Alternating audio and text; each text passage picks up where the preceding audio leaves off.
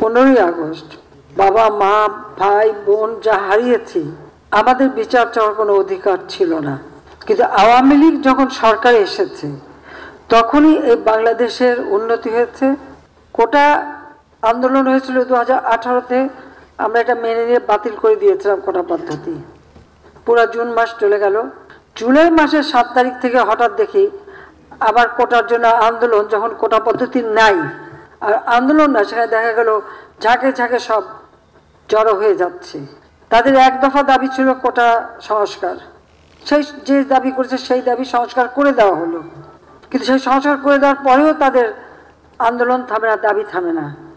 আন্দোলন কোটা আন্দোলন করছে এক জায়গায়, কিন্তু চারিদিক থেকে ঢাকার সেখানে সেই জঙ্গি ঝুঁকে একদিকে হত্যাকাণ্ড চালানো, অপরদিকে যে সমস্ত প্রতিষ্ঠানগুলি মানুষের সেবা দেয়, যেমন দুর্যোগ মোকাবেলায়, সেখানে অগ্নিসংযোগ, বাংলাদেশ টেলিভিশন সেখানে অগ্নিসংযোগ, সেই সেতু ভবনে অগ্নিসংযোগ, ডাটা সেন্টার, বিটিআরসি ভবন যেখান থেকে পুরো ডিজিটাল সিস্টেমটা সারা বাংলাদেশে পরিচালনা করা হয়, স্যাটেলাইট থেকে যেখানে সমস্ত কিছু নিয়ন্ত্রণ করা হয়, সেটাকে আগুন দেওয়া হলো। তার সাথে আসলো মেট্রো রেল, অত্যন্ত আধুনিক মেট্রো রেল, দুইটা স্টেশন পুড়িয়ে দিল। এক্সপ্রেসওয়ে 2010 থেকে প্ল্যান করে সেটা টোল প্লাজা ভেঙে নষ্ট করে দেওয়া হলো যাতে চলতে না পারে। আগুনে পড়া হানি ফ্লাইওভার, সেটারও টোল প্লাজা পোড়ানো, সেটারও ধ্বংস।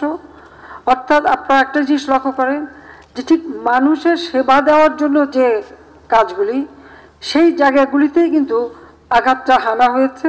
সিটি কর্পোরেশনের ময়লা ফেলার যে গাড়িগুলি, সেগুলি পুড়িয়ে দেওয়া হলো। আজকে কত মানুষের জীবন গেছে। আর সেই সাথে সাথে পুলিশ হত্যা করে, শুধু হত্যা না, কীরকম বিভৎস দৃশ্য আপনারা দেখেন যে হত্যা করে তাকে ঝুলিয়ে রাখা হলো, পা বেঁধে উপর দিকে মাথা নিচু করে। তো পুলিশের উপরে আক্রমণ, কত গাড়ি পুড়িয়ে দেওয়া হয়েছে। র্যাবের গাড়ি চালাচ্ছে তাকে যেভাবে মারা, বাড়ি বাড়ি ঢুকে ঢুকে কোথায় পুলিশ আছে পুলিশকে মারতে হবে, আর আওয়ামী লীগ কোথায় থাকে তাকে মারো। মসজিদে ঢুকে মসজিদের মাইক ব্যবহার করে মিথ্যা অপবাদ দিয়ে মানুষ ডেকে নিয়ে এসে তারপরে এই নারকীয় কাণ্ড চালানো হয়েছে। এবং এ পর্যন্ত অনেকগুলি মৃত্যুর খবর আপনারা পেয়েছেন। বাংলাদেশে আসার পর থেকে আর 75-এর পর থেকে তো আমরা শুধু লাশের মিছিলই পাচ্ছি, দেখছি। এবারেও প্রায় 200-র উপর মানুষ মারা গেল। দোতলা বাড়ির মধ্যে জানলার কাছে ছেলেটা, তার গুলি লেগেছে, বলে হেলিকপ্টার থেকে গুলি লেগেছে। আপনারা বলেন হেলিকপ্টারের গুলি ঘরের মধ্যে ঢুকবে কিভাবে? আর সেই গুলি ঢুকে কিন্তু দেওয়ালে যে ফুটো করে দিয়েছে।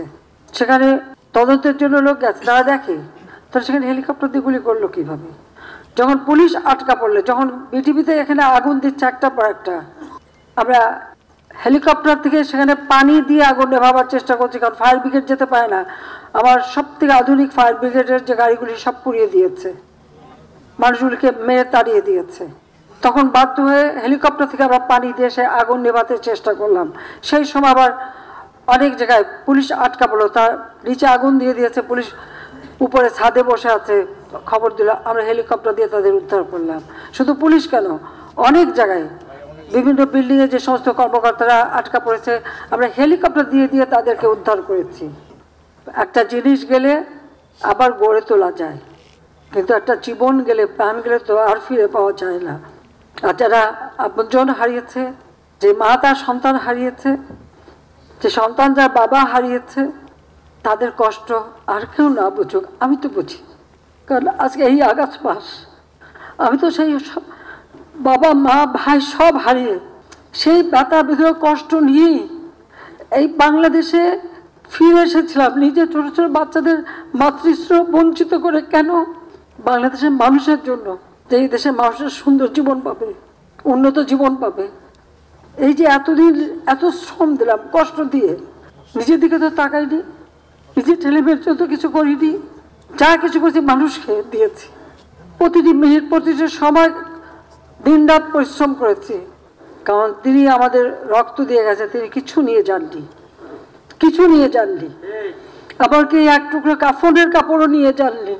তার গরিব মানুষের জন্য ওই রেড ক্রসের মাধ্যমে যে কাপড় দিতে, সেই কাপড়ের পাড় ছিঁড়ে তারপর সেই কাফন দেওয়া হয়েছিল।